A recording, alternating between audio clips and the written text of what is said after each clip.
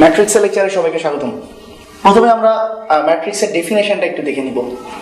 Actually mathematics বা সায়েন্সের যে কোনো ব্রাঞ্চ একটা ডেফিনেশন দিয়ে শুরু হয় সবসময়, এবং সব কথারই লজিক থাকে, বাট ওই ডেফিনেশনটার মধ্যে কোনো লজিক থাকে না।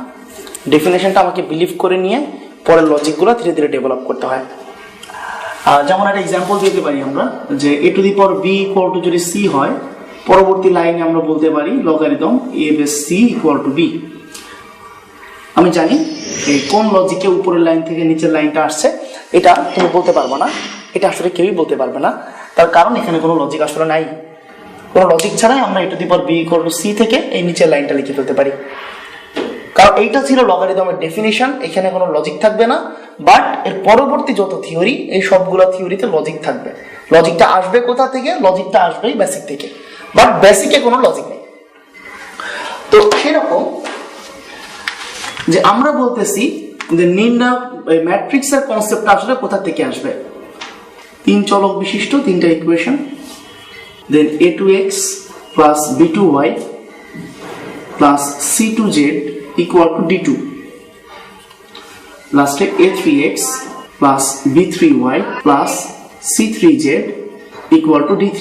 আমরা বললাম এই তিনটা ইকুয়েশন লেখা যে কথা, এখন আমি যেটা লিখবো সেটা লেখা একই কথা। দেখো আমরা কিভাবে লিখি। আমরা এরকম একটা থার্ড ব্র্যাকেট ওপেন করলাম। থার্ড ব্র্যাকেটের মধ্যে আমরা সিরিয়ালি সহগগুলা লিখে যাব।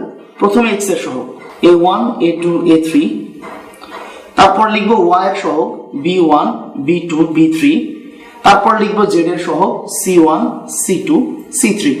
তার সাথে গুণ আকারে আমরা আরেকটা থার্ড ব্র্যাকেট ওপেন করব। আরেকটা থার্ড ব্র্যাকেটের মধ্যে আমরা লিখবো প্রথম চলক x, তারপর y, তারপর z। ইকুয়াল টু আসবে ডান পাশে যে টার্মগুলো ছিল সেগুলা, অর্থাৎ d1 d2 d3। That means আমরা বলতেছিলাম এখানে কোনো লজিক নাই। আমরা উপরের এই তিনটা ইকুয়েশনের যে এক্সপ্রেশন আছে সেই এক্সপ্রেশনটাকে এইভাবেই এক্সপ্রেস করতেছি। দ্যাট মিন্স ওইটা ডিফারেন্টলি এক্সপ্রেস করার একটা কৌশল আমরা বলতে পারি।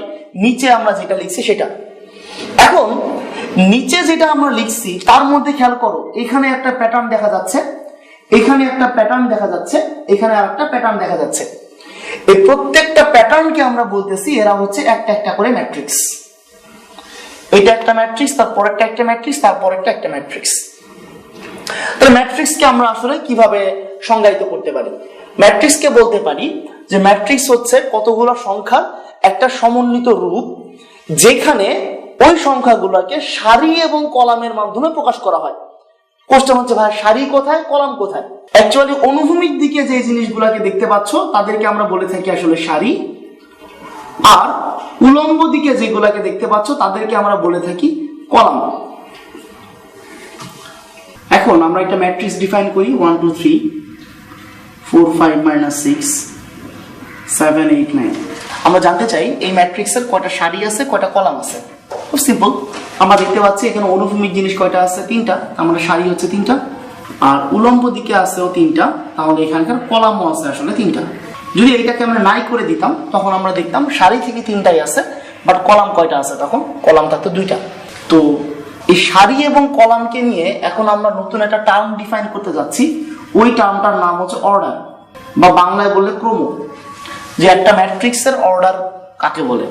একটি ম্যাট্রিক্সের অর্ডার বলতে বেসিক্যালি আমরা এইভাবে লিখবো, আর উচ্চারণ করব সারি বাই কলাম, উচ্চারণ করব সারি বাই কলাম, আর লিখবো সারি গুণ কলাম।